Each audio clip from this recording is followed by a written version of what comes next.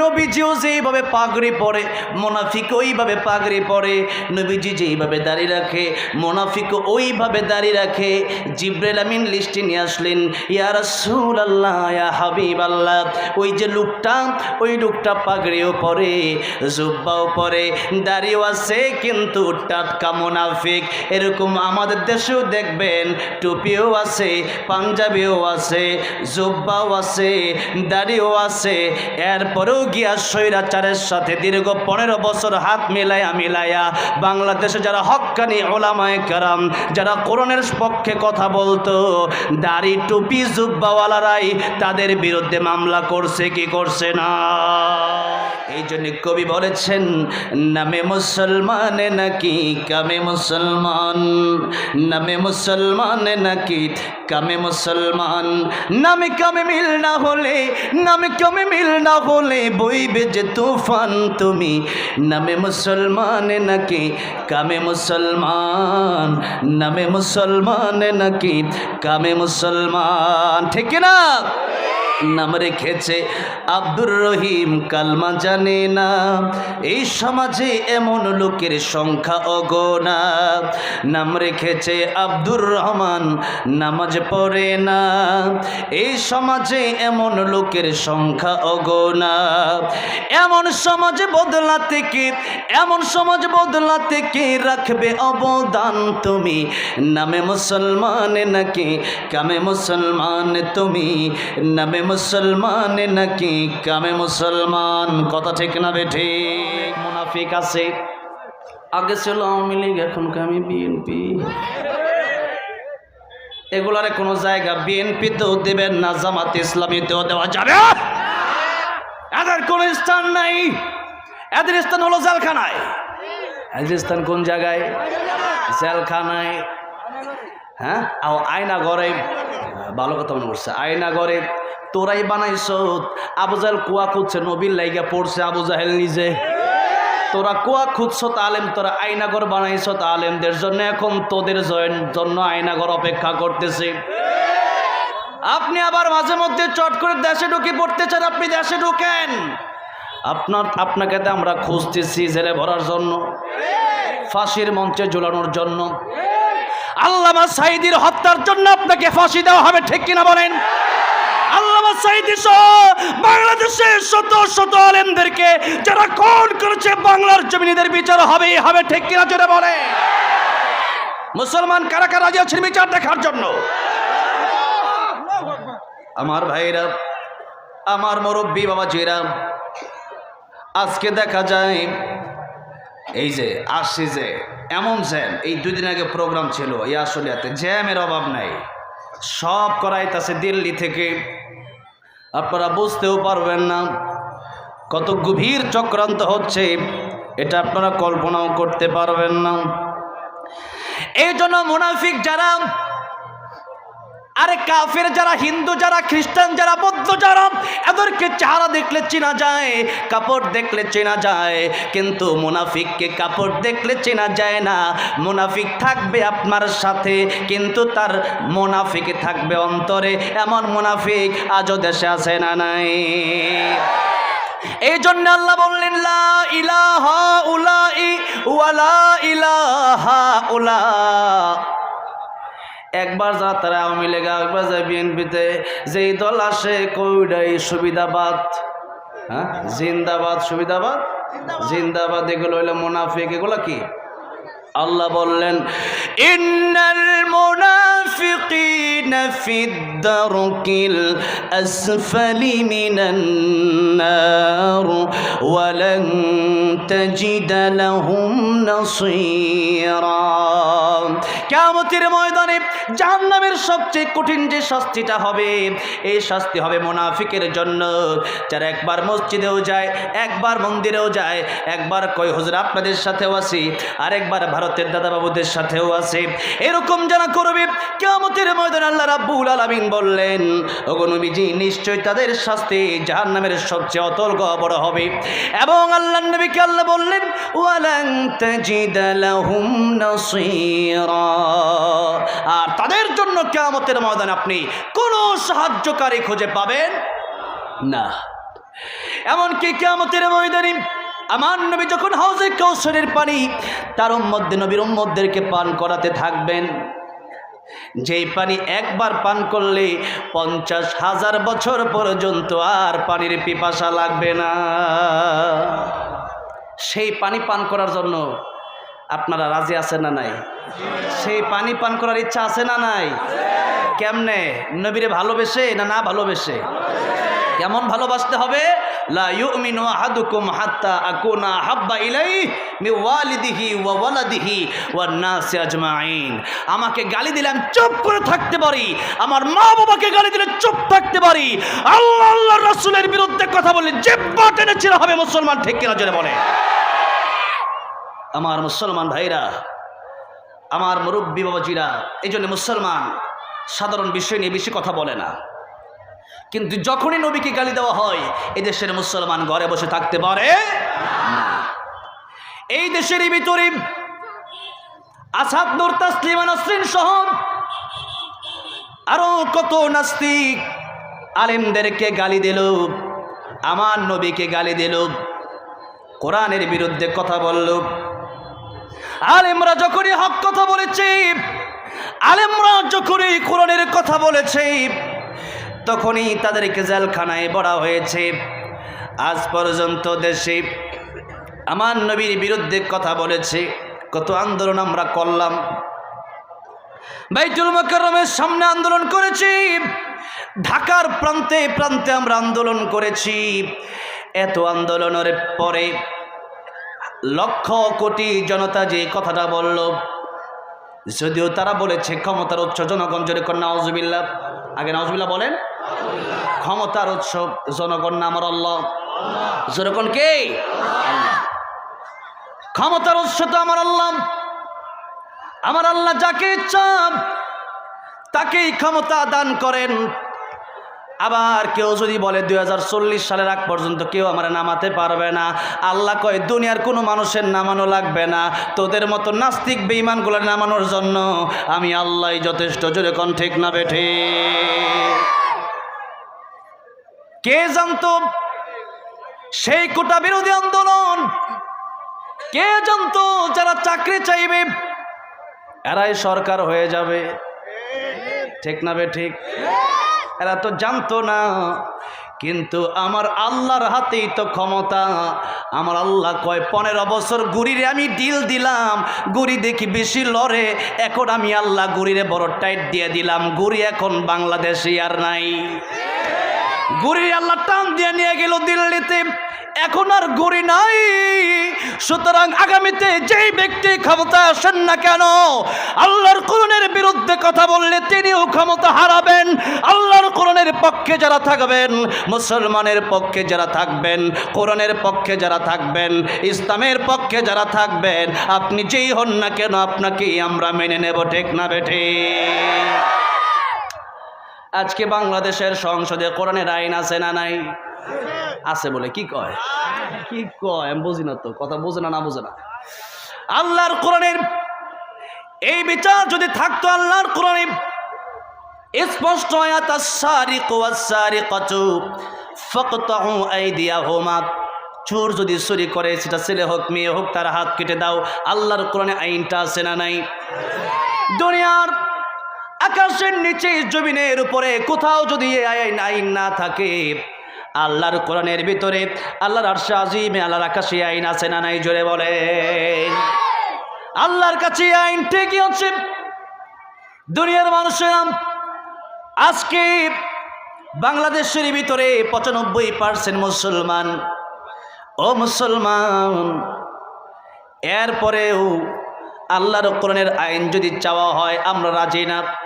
অথচ আল্লাহর যে 500 হুকুম কোরআন শরীফের ভিতরে আছে, একটা হুকুম যদি আস-সারিকু ওয়াস-সারিকাতু ফাকতাউ আইদিয়াহুমা, আয়াতটার বিধান যদি বাইতুল মুকাররমের সামনে প্রমাণ করে দেওয়া হতো, সময় টিভি আর যমুনা টিভি সহ এই দেশের ভিতরে যত রিপোর্ট আছে, নিউজ আছে, পত্রপত্রিকা আছে, এই সমস্ত পত্রিকা মিডিয়াগুলোর যদি বাইতুল মুকাররমের সামনে নিয়ে এই দেশের ভিতরে রাস্তার টাকা যারা চুরি করেছে, এই দেশের ভিতরে জনগণের চাউল যারা চুরি করেছে, জনগণের কম্বল যারা চুরি করেছে, জনগণের বাথরুমের টাকা পর্যন্ত চুরি করছে, যেরকম ঠিক না ঠিক? জনগণের তেল যারা চুরি করেছে, রডের বদলে যারা বাঁশ দিয়েছে রাস্তার ভিতরে, এরকম শত শত না, একটা সুরকে যদি বাংলাদেশের ভিতরে বাইতুল মোকাররমের সামনে হাত কেটে দেওয়া হতো, স্বৈরাচারীরা হেলিকপ্টার দিয়া বাংলাদেশের কোটি কোটি টাকার সম্পদ নিতে পারতো না, ঠিক কিনা বলে? সেই চুরির শাস্তি দেওয়া হয় নাই। আজকে সবাই চুরি করার সাহস পেয়েছে। এই জন্য ডক্টর ইউনূস সাহেব এখন আছে, আগামীতে কে আসবে জানি না, কিন্তু যে আসবে এই বাংলাদেশে কোরআনের আয়াত দিয়া বাংলাদেশে কোরআনের রাজ যদি আপনি কায়েম করে দিতে পারেন, এই বাংলার মানুষ আপনাকে সারা জীবন চাইবে।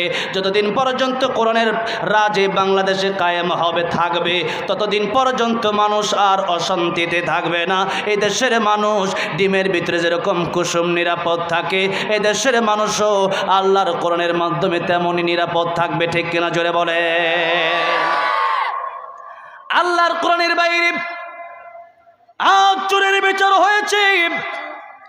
যত চোর জেলে গেল আমি শুনেছি, আপনারা শুনেছেন কিনা জানি না, এই দেশের ভিতরে সবচেয়ে নিম্নমানের শাস্তি ছিল চোরের শাস্তি, সবচেয়ে নিম্নমানের শাস্তি। আর এই দেশের ভিতরে সবচেয়ে উচ্চমানের শাস্তি ছিল গরু রশি দিয়ে বেঁধে বেঁধে এরপরে ইঞ্জেকশন দেওয়া হত্যা পর্যন্ত। সর্বোচ্চ শাস্তি ছিল আলেমদের বিরুদ্ধে, কথা ঠিক না বেঠে? সবচেয়ে নিচু মানের শাস্তি দিল চোরদের জন্য। আর যারা বড় বড় চুরিও করেছে, ধরাও খাইল, এদের বিচারটা করবে কে? আমি যদি ভুল করি, আমি যদি চুরি করি, আমার যদি রশি দিয়া বাঁধা হয়, রশিদও যদি চুরি করে, তাহলে রশি বাঁধবেন কি দিয়া? কাজের কাছে বিচার দিবেন, বিচারকের কাছে আপনি বিচার দিবেন। আর বিচারক নিজেই যদি হয়ে যায় চোর, তাহলে উনি কি বিচার করবে আর চোরের? হ্যাঁ, উনি আর কি বিচার করবে?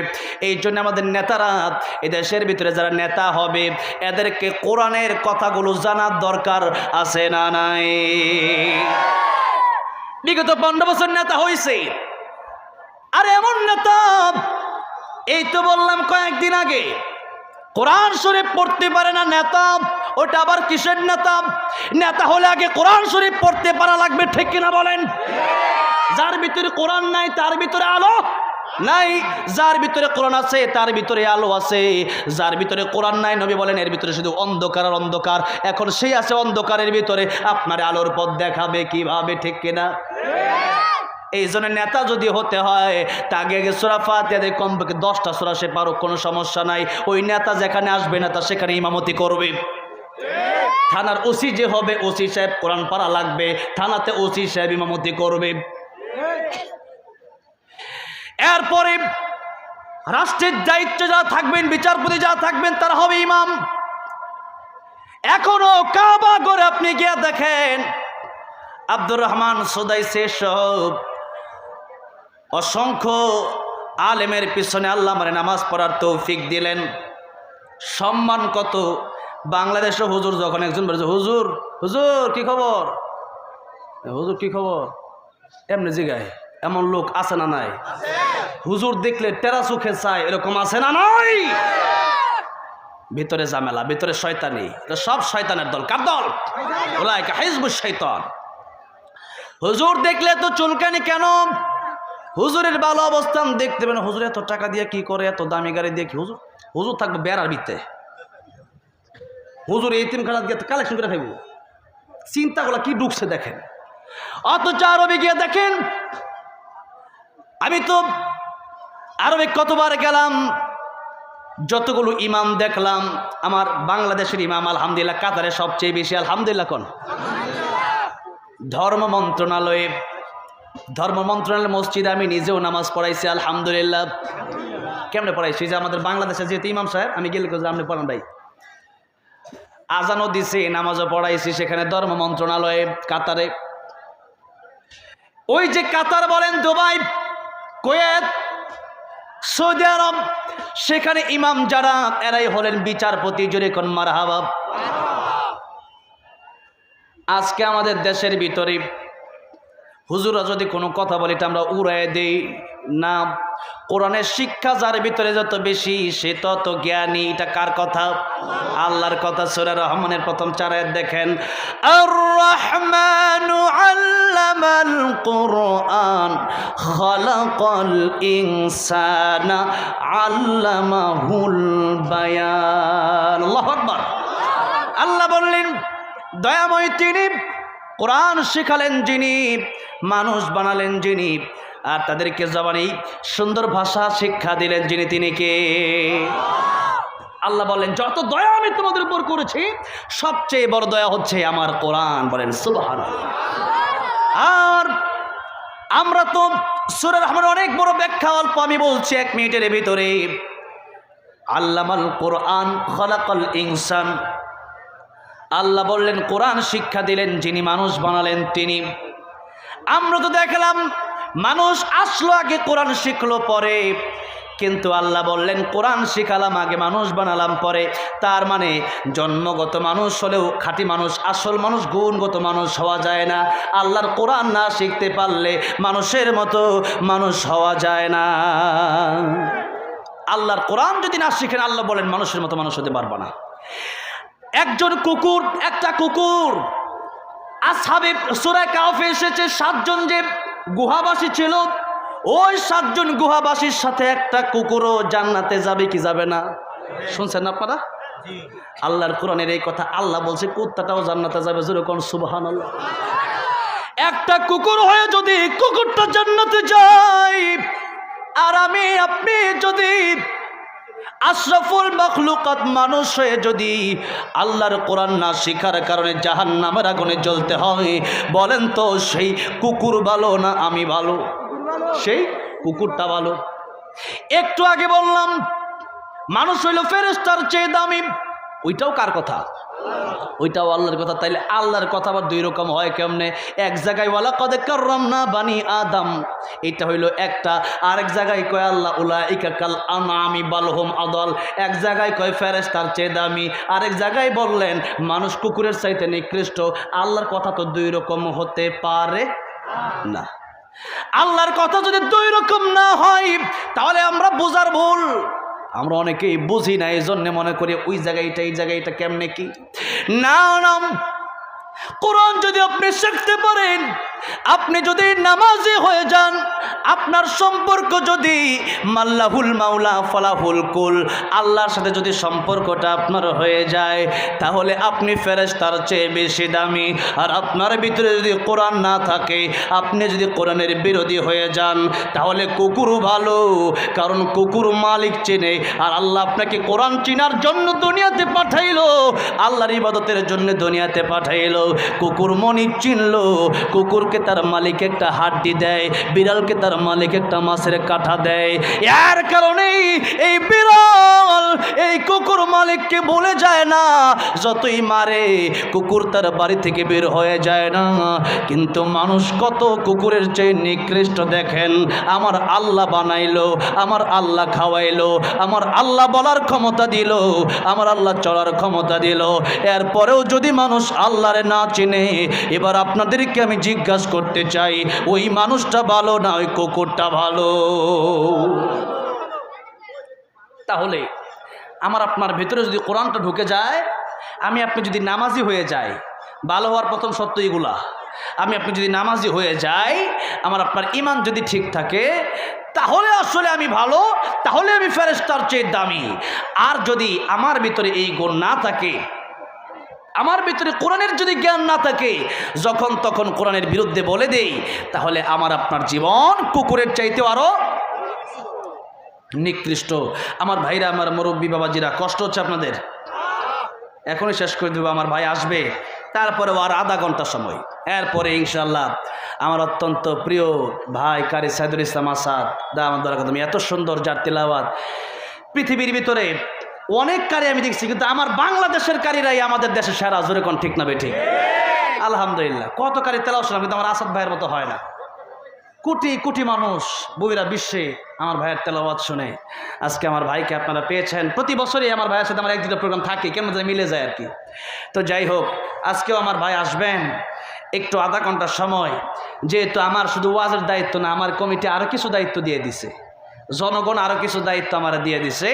তো এই দায়িত্বগুলো পালন করে আধা ঘন্টা পরে আমি ইনশাল্লাহ বিদায় নিয়ে নেব।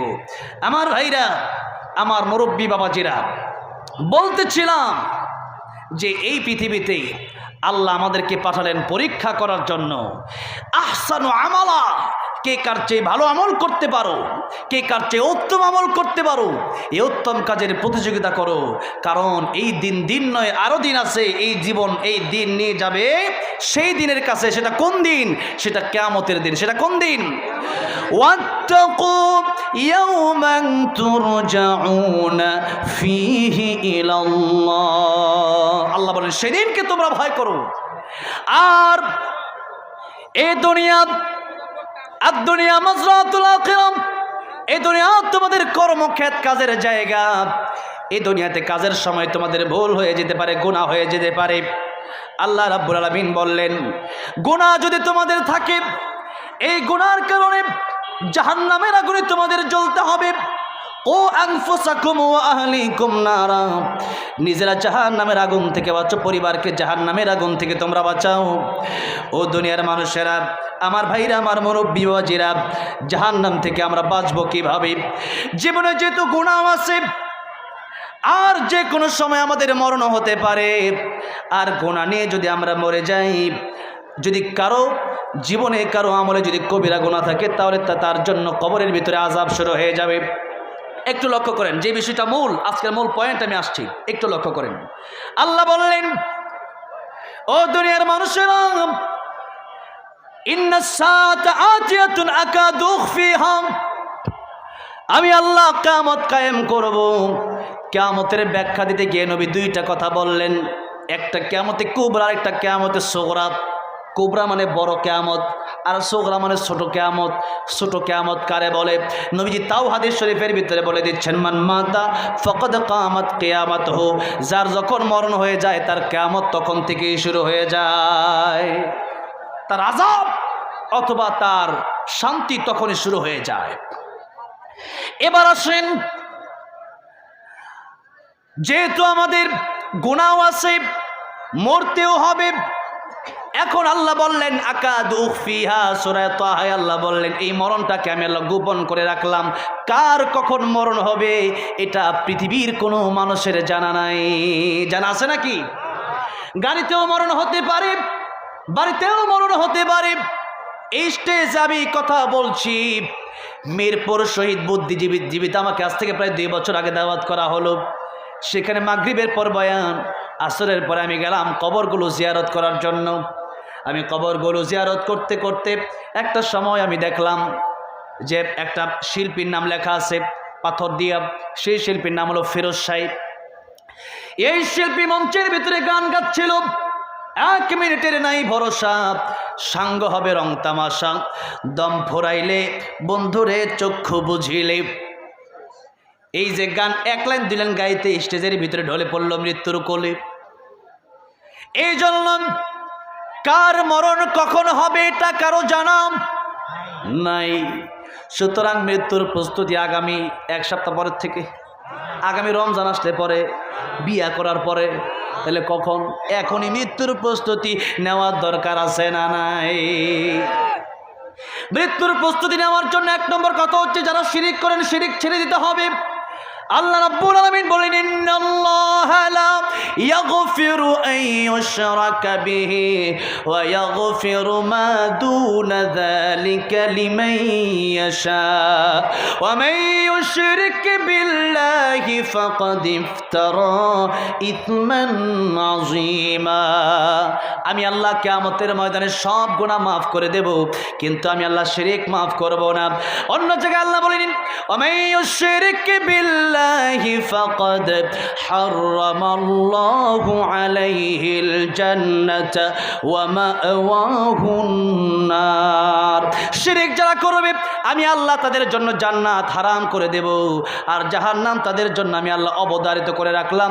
জাহান্নাম তাদের জন্য আমি আল্লাহ ওয়াজিব করে দেব। অন্য জায়গায় আল্লাহ বললেন, লাইন আশরাকতা লায়াহবাতান্না আমালুকা ওয়া লাতাকুনান্না মিনাল খাসিরিন। ওগো নবীজি, আপনিও যদি শিরিক করেন আপনার পেছনের সমস্ত আমল বাতিল হয়ে যাবে। কেউ হজ করে আসলো বাংলাদেশে, নামাজটা কোনো কারণে পড়তে পারলো না, হজ বাতিল হবে নাকি? হজ বাতিল হবে না। নামাজ পড়ে বাজারে গেলে কোনো কারণে মিথ্যা কথা বললে নামাজ আপনার বাতিল হবে না। কিন্তু শিরিকের মতো জঘন্য গুনাহ যদি কেউ করেন, আল্লাহকে বাদ দিয়ে পীরের পায়ে সেজদা অথবা আল্লাহর মাঝে যেই সিফত আছে, যেই গুণাবলী আছে, ওইটা নবীর মাঝে আছে, ওইটা যদি মনে করেন অথবা যদি জবান দিয়া আল্লাহর কাছেও চান, পীরের কাছেও চান, আল্লাহ বলেন লুকমান আলাইহিস সালাম তার ছেলেকে বলেছিলেন, وَإِذْ قَالَ لُقْمَانُ لِابْنِهِ وَهُوَ يَعِظُهُ يَا بُنَيَّ لَا تُشْرِكْ بِاللَّهِ إِنَّ الشِّرْكَ لَظُلْمٌ عَظِيمٌ। ও আমার বৎস, আমার সন্তান, শিরিক করো না। শিরিক বড় মারাত্মক অপরাধ। আল্লাহর কাছে যত গুনাহ আছে পৃথিবীতে, নবী বলেন সবচেয়ে বড় গুনার নাম হলো শিরিক। যদি বলেন সবচেয়ে বড় গুনার নাম কি? শিরিক। এই জন্য আল্লাহ বললেন ওয়ালা ইউশরিক বিইবাদাতি রাব্বিহি আহাদা। শিরিক মুক্ত ঈমান আমল আমি আল্লাহর কাছে নিয়ে আসো। এবার আসেন, এক নম্বর গুনাহ হচ্ছে শিরিক, ওইটা আমাদের ছেড়ে দিতে হবে। দুই নম্বর আরেকটা জঘন্য গুনাহ বলবো, খুবই দরকার, খুবই ইম্পর্টেন্ট। সূরা বাকারা লম্বা, এই আয়াত যদি পড়ি আমি, এই আয়াত যদি শুরু করি, আয়াত পড়তে 10-15 মিনিট সময় আমার লাগবে। এত বড় আয়াত। কোরআন শরীফের সবচেয়ে বড় সূরার নাম হচ্ছে সূরা বাকারা, আর এই সূরার সবচেয়ে বড় আয়াত হচ্ছে 282 নম্বর আয়াত। যে আয়াত শুরু হয়েছে পৃষ্ঠার শুরুতে, ইয়া আইয়ুহাল্লাযীনা আমানু ইযা তাদায়ানতুম বিদাইনিন ইলা আজালিন মুসাম্মান ফাকতুবু, শেষ হয়েছে আল্লাহু বিকুল্লি শাইইন আলিম। এর মাঝখানে অনেক কথা আল্লাহ বললেন। এই কথা সবচেয়ে কোরআনের বড় আয়াত নাজিল করলেন আল্লাহ লেনদেনের ব্যাপারে, ঋণের ব্যাপারে। কিসের ব্যাপারে? ঋণের ব্যাপারে। এই কথাটা খুবই গুরুত্বপূর্ণ। আজকের মাহফিলে যারা এসেছেন, আপনি তওবা করলে আল্লাহ আপনার জিন্দেগির গুনাহ মাফ করে দেবে, তাতে কোনো সন্দেহ নাই। কিন্তু যদি কোনো ব্যক্তি মানুষের হক মেরে 5টা টাকা খেয়ে থাকেন, এই 5টা টাকার কারণে 3 পয়সার বিনিময়ে কিয়ামতের ময়দানে 700 রাকাত নামাজ করে আপনাকে তাকে দিয়ে দেওয়া লাগবে। 3 পয়সার বিনিময়ে যে 700 রাকাত নামাজ দেওয়া লাগে, আপনি পড়েন কয় রাকাত, আমি পড়ি কয় রাকাত? যদিও আমাদের দেশে স্বামী ওসমান সাহেব 70-80 রাকাত রাইতে পড়তো না, আমরা পড়ি না আর কি। আমার ভাইরা, আমার মুরব্বী ওজিরম, মানুষের হক যদি মেরে খান, কোন সরকার যদি মানুষের হক মেরে খায়, ওই সরকার যদি তার আল্লাহর কাছে তওবা করে, আর কোনো মানুষ যদি মানুষের হক মেরে খায়, 10,000, 20,000 অথবা 5টা টাকা, দোকান থেকে একটা চানাচুর বাকি নিয়েছিলেন, টাকাটা দেন নাই, দোকান থেকে একটা কাপড় বাকি নিলেন, টাকাটা দেন নাই, 10,000 টাকা ঋণ দিয়ে টাকাটার ফেরত দেন নাই, এরকম ঋণে যারা থাকতো, নবীজি তাদের জানাজার নামাজ পর্যন্ত পড়াতেন না। নবীজি নিজে জানাজার নামাজ পড়াতেন না। আগে বলতেন তার ঋণ পরিশোধের দায়িত্ব কে নিবে, আগে বলো, কারণ আল্লাহ তাকে মাফ করবে না। কোনো বান্দার হক কোনো বান্দাকে আল্লাহ মাফ করবে না। খুবই গুরুত্বপূর্ণ ব্যাপার। আমি অনেক মাহফিলে এই বিষয়টা নিয়ে লম্বা আলোচনা করি, 2 ঘন্টা 3 ঘন্টা আলোচনা করি একটা বিষয় নিয়ে, শুধু লেনদেন, শুধু লেনদেন। তবে কোনো গরিব মানুষ যদি হয়, ওয়াত্তাকু, আল্লাহ বললেন যে তোমরা যদি হয় গরিব মানুষ, তাহলে তোমরা তাদেরকে প্রয়োজনে যদি পারস, এইরকম ক্ষমতা থাকে, তোরা মাফ করে দিও। কি করে দিও? মাফ করে দিও। যদি মাফ করে দাও, আল্লাহ তোমাদেরকে কিয়ামতের ময়দানে ডবল দিয়ে দিবেন। কোন সুবহানাল্লাহ। কিন্তু আমাদের দেশের লোকেরা হচ্ছে এমন যে টাকা আছে তার কাছে, এরপরও দিতে চায় না, এরকম লোক আমাদের দেশে নাই। আসলে এতে তো নাই, অভাব নাই, এরকম লোক অভাব নাই, অহরহ। আমার ভাইরা, আমার মুরব্বী বাবাজিরা, 10,000 টাকা, 20,000 টাকা নিয়ে আপনি আজকে নিজেকে অনেক বড় মনে করছেন, আপনি অহংকার করছেন যে তোর টাকা আমি দেই নাই, তাতে কি হয়েছে? আর কিচ্ছু হয় নাই। এই জীবন নয়, আরো জীবন আছে। এই জীবন নিয়ে যাবে সেই জীবনের কাছে, সেই কিয়ামতের ময়দানে আল্লাহ ইনসাফের বিচার করবেন। একটা টাকা যদি কেউ পেয়ে থাকে, তাকে আল্লাহ ডাকবেন, তাকে আল্লাহ ডেকে বলবেন তার টাকা তাকে দিয়ে দাও। আল্লাহ, যখন কবরে এসেছিলাম কাপড়ের পকেটও ছিল না, টাকাও ছিল। হালাল হারাম না মানিয়া কত টাকা করছো কামাই, এত টাকা রাখবা কোথায়? কাফনের তো পকেট। এত টাকা পয়সা এরপরেও যদি মানুষের ঋণ পরিশোধ না করেন, কিয়ামতের ময়দানে আল্লাহ যে ব্যক্তি টাকা পায় আর যেই ব্যক্তি টাকা দেয় না, এই দুজনকে আল্লাহ পাক ডাকবেন। দুজনকে আল্লাহ পাক ডেকে বলবেন, ঠিক আছে টাকা দিয়ে দাও। বলবে আল্লাহ তার টাকা কেমনে দেবো, আজকে তো উলঙ্গ, আজকে তো কাফনের কাপড়টাও পর্যন্ত আমার সাথে নাই। ডাচ বাংলা, অগ্রণী ব্যাংক, সোনালী ব্যাংক, পূবালী ব্যাংক আর ইসলামী ব্যাংক কোনো ব্যাংকই আজকে নাই।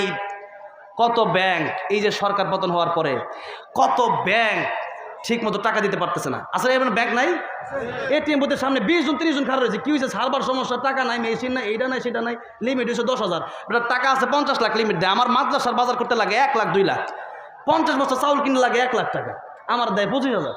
আমি কি 25,000 দেখি আমি চাউল লাগবে আমার 1 লাখ টাকা। দেখেন অবস্থাটা। দুনিয়াতে যেই ব্যাংকে টাকা রেখেছেন ওই ব্যাংক টাকা দিতে পারে না। কিয়ামতের ময়দানে ব্যাংক তো দূরের কথা, ব্যাংকের মালিকেরাও পর্যন্ত উলঙ্গ হইয়া দাঁড়ায় থাকবে। সেদিন এই ঋণের বোঝা আপনি দিতে পারবেন না। আল্লাহ তাআলা বলবেন, বান্দারে, বান্দার হক আমি আল্লাহ মাফ করব না। সুতরাং আজকের কিয়ামতের ময়দানে তার হক তারে তুমি বুঝায় দিয়ে দাও। আপনি যদি কিয়ামতের ময়দানে হকটা বুঝায় না দিতে পারেন, এবার আল্লাহ বলবেন, দেখো তার জিন্দেগিতে নামাজ রোজা আছে না নাই। বান্দা তাকায় দেখবে সপ্তাহে 5 ওয়াক্ত নামাজ তার নাই, কিন্তু বান্দা তাকায় দেখবে জুমার নামাজ ছিল। মাঝে মধ্যে 5 টাকা 10 টাকা ফকিরকে দিয়েছে। আল্লাহ বলবেন, তোমার কাছে কতজন টাকা পায়? আল্লাহ 10 জনে পায়। 5 জনের টাকা দেওয়ার পরে দেখবে আর 5 জনের দেওয়ার নেক আমল দিয়া শেষ, নেক আমল আর নাই। আল্লাহ বলবেন, ঠিক আছে, আরো যে বাকি 5 জন আছো, তোমাদের যেহেতু নেক আমল নাই, তোমাদেরকে আমি আল্লাহর পক্ষ থেকে আজকে নেক আমল দিয়ে দেওয়া হবে, আর তোমাদের গুনাহগুলো তোমরা তাকে দিয়ে দাও। তাতে কি হবে? 10 জনের যে এত বড় গুনার ভান্ডার সে নিয়ে যাবে জাহান্নামে, আর তোমরা আজকে চলে যাবে তার নেক নিয়ে জান্নাতে। কোন সুবহানাল্লাহ। আল্লাহর বিচার কত সুন্দর, আল্লাহর বিচার কত সুন্দর। দুনিয়াতে কালো টাকার কারণে হয়তো বিচার হয় না, কিন্তু আল্লাহর কিয়ামতের কঠিন ময়দানে ইনসাফের বিচার আমার আল্লাহ রাব্বুল আলামিন করবেন কি করবেন না? সেদিন আল্লাহ ইনসাফের বিচার কায়েম করবেন। এই জন্য ভাইরা আমার, মুরব্বী বাবাজি আমার হাত জোর করে বলছে আপনাদেরকে জাহান্নাম থেকে বাঁচানোর জন্য এই কথা আমি বলছি। ওয়াল্লাহি বিল্লাহি তাল্লাহি, সাধারণ যে কোনো আলোচনা শেষ করে আমি সুন্দর করে মজা দিয়ে শেষ করে দিতে পারতাম, কিন্তু এত লম্বা সময় ঘেমে আমার গেঞ্জি ভিজে গেছে, আমার পাঞ্জাবি ভিজে গেছে। এত কথা আপনাদেরকে বলার অর্থ একটাই, যে আপনারা জাহান্নাম থেকে বেঁচে যান। এটা আমার দায়িত্ব। আজকে ঋণের বোঝা নিয়ে আপনি ঘুরছেন, আর আপনি নামাজ পড়ে ভাবছেন আমি জান্নাতি না। আপনি যদি ঋণ নিয়ে মরে যান, আপনি আপনার কপালে লিখে নেবেন যে আমি জাহান্নামী হয়েই মরছি। তার কাছে আপনি ক্ষমাও নিতে পারলেন না। আজকে এই ভাইয়েরা বোনের হক নিয়ে এরকম অসংখ্য ঘটনা বাংলাদেশে আছে না নাই? অভাব নাই। আমার পরিবারে আছে, আমার পরিবারের এই ঘটনা। আমার দাদির এই গাজীপুরের সদরে বিঘাকে বিঘা জায়গা ছিল, আমার দাদির ভাইয়েরা সেই জায়গা দেয় নাই। আমার দাদি এখনও কাঁদে, এখনও যেহেতু কাঁদে আমার দাদি ওই জায়গার জন্য। তো তাহলে কি মাফ করে দিয়েছে তাদেরকে? মাফ কিন্তু করে নাই। তাহলে চিন্তা করে দেখেন, আজকের এই সমাজে মানুষ তার বোনের হক মেনে নিচ্ছে, আর তার বাবাও, অনেক বাবা সেরকম বলছে যে তোমার ভাইকে জমিটা দিয়ে দিলাম, তোমার জন্য দোয়া করে দিলাম। ফাইজলামি পাইছেন? আল্লাহর হক আপনি দিয়ে দিবেন মানে? হক তো দিছে আল্লাহ। হক দিচ্ছে কে? বন্টন করছে আল্লাহ, জমিন আল্লাহ। আপনি ভাগ করেন কিভাবে? দোয়া তো আপনি করবেন ফিরিয়ে। আপনার মেয়ে আপনি দোয়া করবেন না? আপনার মেয়ের জমি আপনি জমি দিয়ে পরে দোয়া করবেন, ছেলের জন্য তো আপনি দোয়া করবেন, সবার জন্য দোয়া করবেন, কিন্তু আগে জমি দিয়ে পরে দোয়া করবেন। ঠিক না ভাই? ঠিক। হ্যাঁ, মনে করেন গাড়ি দিয়ে আইলাম, হুজুর নেন 200 টাকা, আর দোয়া করে দিলাম, তাহলে হইব নাকি? গাড়ি ভাড়া 10,000 দিয়ে আলোন, পরে কথা, পরে দোয়া করেন। ঠিক না ভাই? ঠিক। চলবো না। আমার ভাইরাম, আমার মুরব্বী বোঝে যে কথা আমি বোঝাতে চাই, ঋণ নিয়ে যদি কেউ মারা যান, কোনো বান্দার হক নষ্ট করে যদি মারা যান, আল্লাহর কাছে তওবা করেন, এই তওবা গ্রহণযোগ্য হবে, এই তওবা গ্রহণযোগ্য আপনার হবে না। এই জন্য যার কাছে যার ঋণ আছে, ঋণটা ঠিক মতো দিয়ে দিবেন, আদায় করে দিবেন। আর 3 নম্বর আরেকটা গুনার কথা আমি বলতে চাই, ওই গুনার কথা বলে আলোচনার ইতি আমি টানতে চাই। ওই গুনাহটাও খুবই মারাত্মক গুনাহ। ওই গুনাহটা নিয়ে ইউটিউবে সার্চ দিয়ে শুনে নিন আলোচনা, গীবত নিয়ে আলোচনা। আল্লাহ বলেন, ইউহিব্বু আহাদুকুম أن يأكل لحم أخيه ميتا فكرهتموه। তোমরা কেমন কেউ আছে যে তোমরা তোমাদের মৃত ভাইয়ের কাঁচা গোশত খেতে পছন্দ করো? এরকম কেউ আছেন? মৃত ভাইয়ের কাঁচা গোশত খায়? কেউ খাইছে কোনোদিন? কিন্তু আল্লাহ বললেন কেউ যদি ওয়ালা ইয়াগতাব বা'দুকুম বা'দা, একজন আরেকজনের গীবত করো। মনে করেন আমি আজকে এখান থেকে চলে গেলাম, এরপরে আপনি বললেন যে হুজুরটা বেশি একটা সুবিধার না, আপনি গীবত করে ফেললেন। আপনার আমল, আপনার নামাজ, আপনার রোজা আমি নিয়ে নেব, আর আমার গুনাহ কিয়ামতের মধ্যে আপনাকে দিয়ে আমি জান্নাতে যাব। সুতরাং নবীজিকে জিজ্ঞাসা করা হলো, ইয়া রাসূলুল্লাহ, ইয়া হাবিবাল্লাহ, গীবত কারে বলে?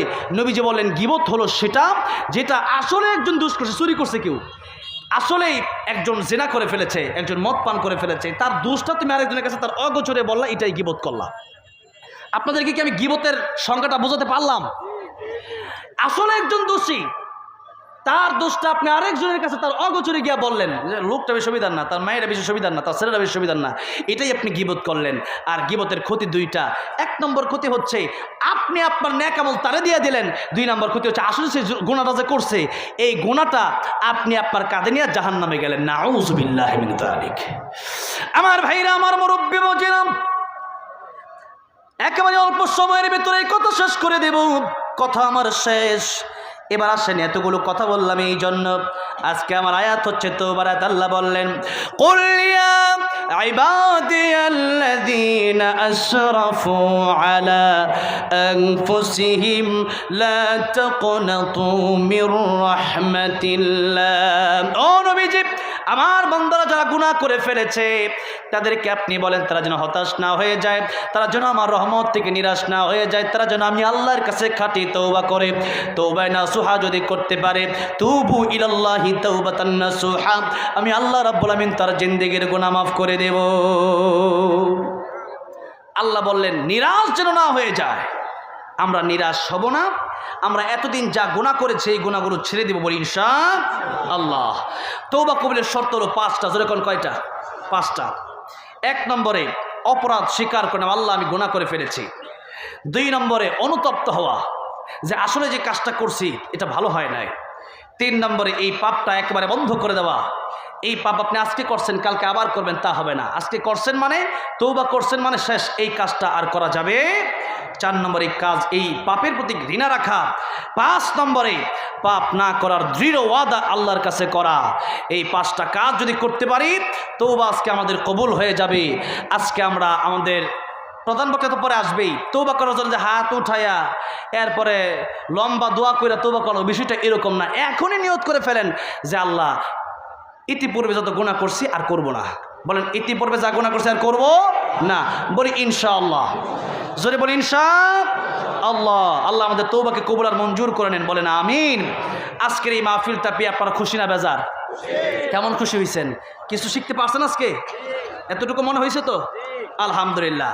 এই মাহফিলটাই আমি অত্যন্ত পুরাতন মানুষ, আপনাদের এলাকার মানুষই আপনারা ধরতে পারেন, যেহেতু কয়েক